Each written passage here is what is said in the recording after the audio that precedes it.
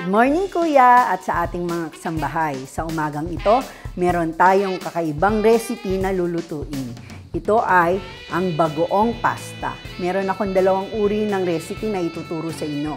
Isang cream base at isang oil base. At ang una nating lulutuin mga kasambahay ay ang ating oil base bagoong pasta.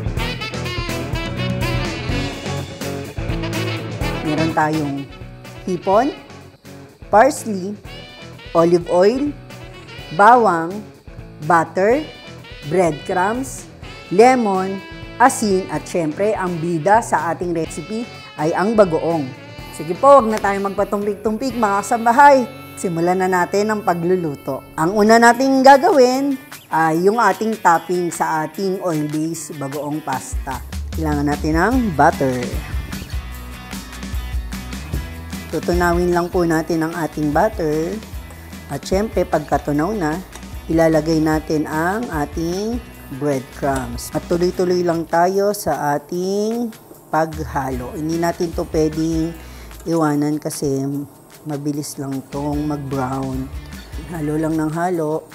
Ayan, makikita natin, nag-golden brown na yung ating breadcrumbs. At pagka ganyan na, pwede na natin tong itabi. Gagamit tayo ng lemon zest para masarap. Ayan, itatabi muna natin at susunod naman natin yung ating hipon. Ito naman po mga kasambahay, yung hipon ay optional lang naman. Pag naman tayo nakakaluwag-luwag sa buhay, pwede naman tayong gumamit ng hipon. Ito pang toppings natin. Pero kung wala, okay lang naman. Kasi talaga naman yung bagoong pasta ay napakatipid na lutuin dahil ang kailangan lang natin ay bagoong, tsaka pasta, tapos bawang lang naman talaga siya. Tapos yung hipon, syempre, di naman po natin yan i-overcook dahil nagiging makunat siya pagka overcook. At syempre, dahil kumukulo na yung ating tubig, maglalagay na tayo ng pasta. Nilagyan ko na rin po pala yan mga kasambahay ng oil at asin kanina.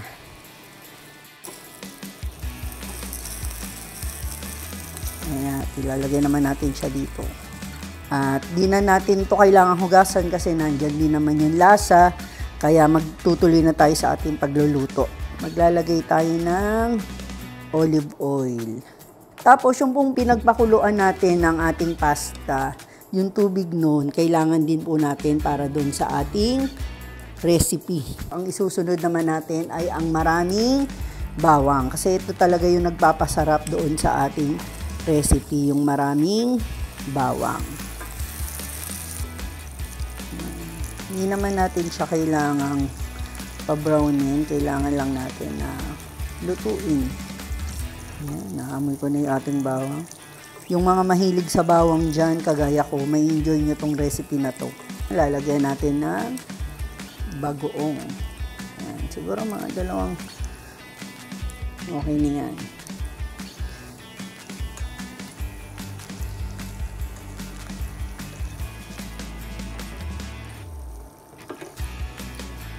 Ayan, ready na yung ating sauce. Siguro, hintayin na lang natin yung pagkulo nung ating pasta. Kukuha muna tayo nung pinakasabaw nung pasta natin kasi gagamitin din natin siya mamaya sa ating pagtotos.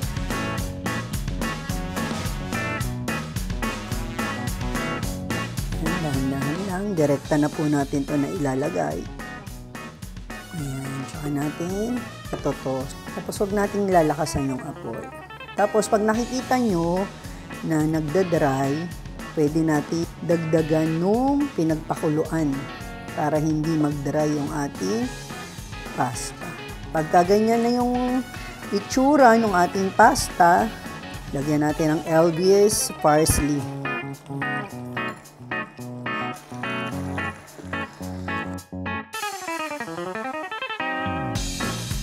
Ayan, okay na yung ating pasta mga kasambahay. Diba? Sandali lang, napakadali lang talagang luto nito eh. Ngayon, gagawin naman natin ay ang cream-based bagoong pasta.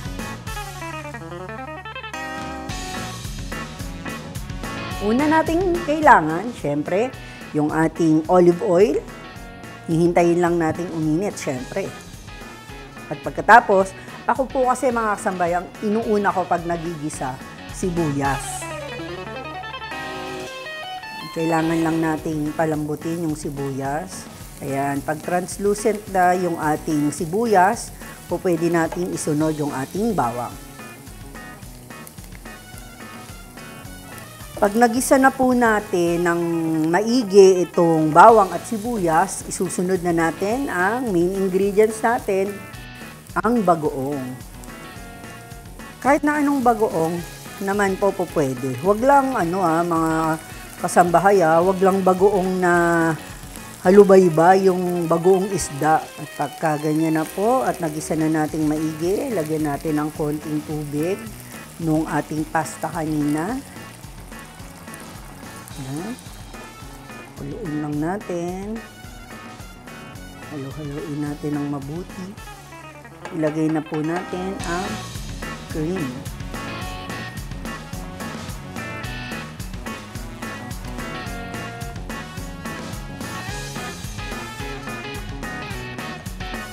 Ilagay na natin yung ating cream, isunod naman natin yung ating gatas na evap.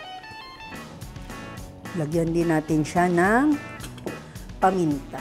Kaya white pepper po yung ginagamit natin para hindi siya kita. Pero kung black pepper naman po yung gamit nyo, ay pwede naman. Ayan. Kung malapot na yung ating sauce, pwede na nating ilagay yung ating pasta.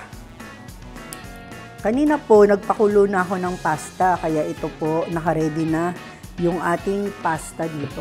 O diba mga kasabahay, napakadali lang ng ating recipe. Kung may bagoong kayo sa inyo, kayang-kaya nyong gawin itong ating pasta recipe. Kaya lang, dapat konting ingat din hindi naman kasi po pwedeng maraming bagoong dahil alam nyo na, ang ating mga bato, kailangan nating alagaan. Bago natin maluto ng husto yung ating pasta, lagyan muna natin siya ng parsley.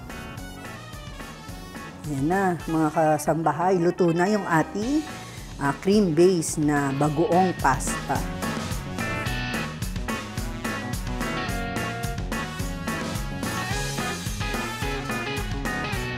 At ito po ang ating mga bagoong pasta.